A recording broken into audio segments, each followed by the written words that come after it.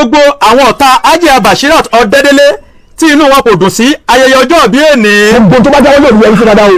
gbogbo iyì t'Olúwa ni al-izzatu lillahi jami'an. ọ̀kan lọ́mọ Al-Izza àtúntìdé ọ̀kan lọ́mọ Mutos àtúntìdé real estate agency là ń pè yín fún ilé gbígbé mọ́tò rírà tó jẹ́ gbàlódé. mo fẹ́ ralẹ̀ ẹ̀rù ń bà mí kí n má kó sọ́wọ́. mo mà fẹ́ ralẹ̀ ọ̀nà wo ni mo fẹ́ gbé gbà. mo ní láyọ̀ fún ẹ pé o kú oríire.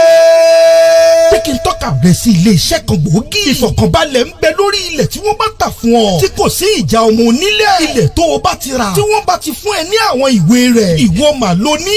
lélẹ̀ yìí fẹ́ rà. tó o bá ti sanwó rẹ̀. lẹ́sẹ̀kẹsẹ̀ ó ti di tiẹ̀ nìyẹn pẹ̀lú ìfọwọ́sowọ́pọ̀ àwọn ìwé àṣẹ. tí yóò fi ẹ́ lọ́kàn balẹ̀. ilé-iṣẹ́ Ọ̀kanlọ́mọ Al-Izza Real Estate Agency. òun náà ni kò mọ̀ bọ̀ wá.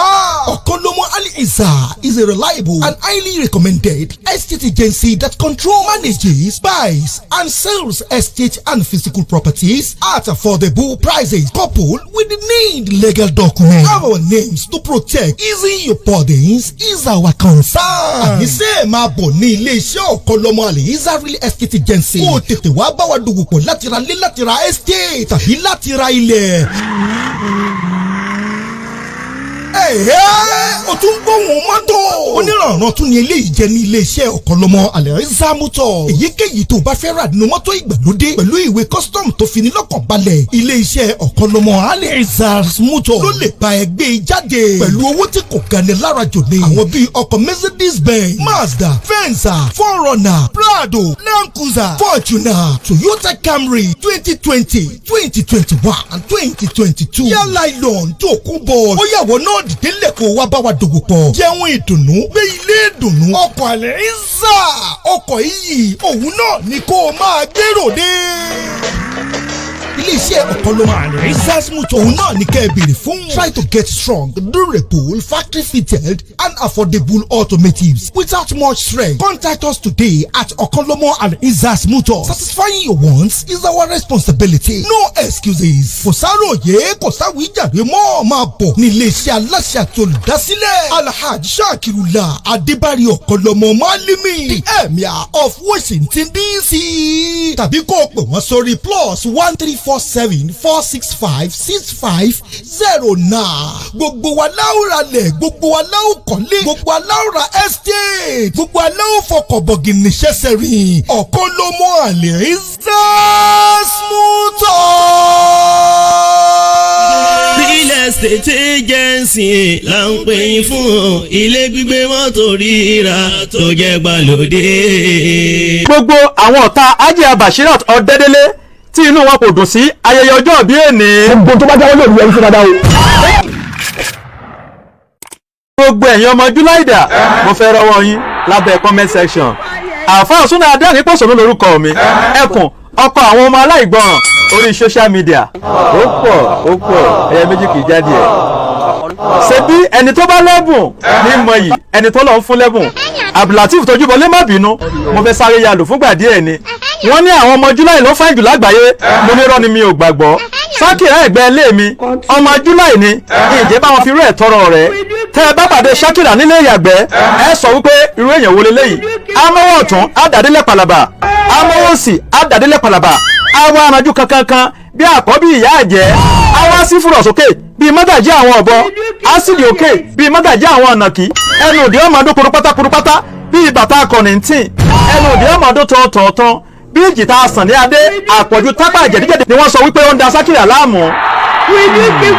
àmọ́ tẹ́ ẹ bá ti rójú Ṣakira ẹ ti mọ irú ìwà tó lè wù láwùjọ. ṣùgbọ́n nígbà tí mo rí ìyá wa Hajiya Bashirat Ọ̀dẹ́dẹ́lé, màmá Wadiat, màmá Irifan, Ọmọdára Ọ̀dẹ́jọ́, Awẹ́lẹ́wà, Apọ́nbẹ́pọ̀rẹ́, ó tún bá òun kí bàbá wa Bastu Ìgbàyílọ́lá òyìnbó onífọ́n accessory l'Abidjan ní black market kí bàbá wa má lérò wípé mo fẹ́ gbà á máwọn lọ́wọ́ ni. èmi tálíkà Ọlọ́run tí mi ò ní owó ẹjọ́ nílé. Hajiya Bashirat Ọ̀dẹ́dẹ́lé ọmọ àlùbáríkà fún ìyá wa ìyá Suna worldwide Alhaja Mulikat Ọ̀dẹ́dẹ́lé ìyá pupa. èyí ló jẹ́ kí n lọ gbé àwọn àfáà dìde láti gbàdúrà fún wọn lónìí ọjọ́ bí. alhamdulilayi rabbil alamin. alhamdulilayi rabbil alamin. ó ní ìfojúsùnkún àwọn ọmọ rẹ̀. gbogbo ọjọ́ tẹ́ lò láyé ẹ̀ ní kànbánú. Hajiya wọ́n ní gbogbo ọjọ́ tẹ́ lò láyé ẹ̀ ní kàn dààmú. ẹ bá sọ Saidi Shitu béèrè yín o. Saidi Shitu ló béèrè yín. Saidi Shitu ló béèrè yín. Saidi Shitu kẹ̀ Saidi Shitu. a pè níbí. will you keep quiet. ẹ wò ẹ sá má ba fa wàhálà ẹni kó jókòó síta tá a bá ti parí ètò a padà wá yọjú sí i ní tó bá ń fẹ́ yọ sọ fún wa ẹ má ba fa wàhálà o ẹ sá filẹ̀ o ẹ filẹ̀ o a pè níbí o ẹ filẹ̀. Alhaja Semirat Abẹ́kẹ́ aya Alhaji Abdulmalik ọmọ màmá Faika aláṣẹ àti olùdarí iléeṣẹ́ Farm Beauty Supply nílùú Abidjan ní Forum Market wọ́n ní kakọ́ lọ́jọ́ òbí.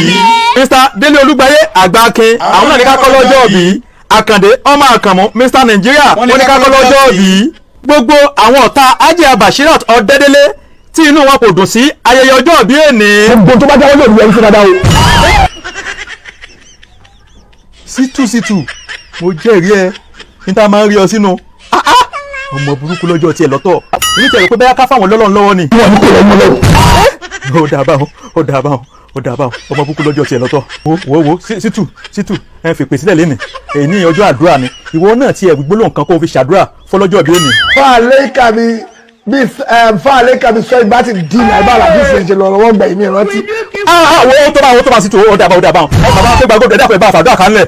ó rí ṣe jù báyìí lọ orí ọ̀pọ̀ sí ìbùkún ọ̀pọ̀ sí àbáríkà ọ̀pọ̀ sí àwọn ọmọ ẹ̀ ó jù ẹ lọ lójú ẹ̀mí ọlá títóbi Al-Qur'an.